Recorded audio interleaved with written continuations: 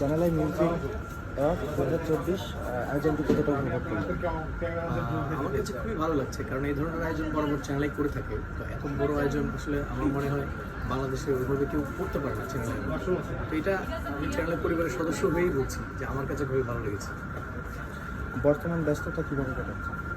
বর্তমান ব্যস্ততা গান নিয়েই করছি কাছে, কারণ সেরাকণ্ঠের পাশাপাশি যেহেতু আমিও সেরাকণ্ঠে পার্টিসিপেট ছিলাম, তো সেরাকণ্ঠের পাশাপাশি আমার নতুন নতুন কাজ আসছে। যেমন কিছুদিন আগে আমি হৈমন্তী শুক্লা ম্যামের সাথে একটা গান করেছি, গানটা খুব শীঘ্রই রিলিজ, এবং আমাদের বাংলাদেশ খুব জনপ্রিয় আরেকজন সঙ্গীত শিল্পী ন্যান্সির সাথে আমি গানে কাজ করেছি। খুব শীঘ্রই গানটা প্রকাশিত হতে যাচ্ছে, এবং নিজের ব্যক্তিগত কাজও আসছে।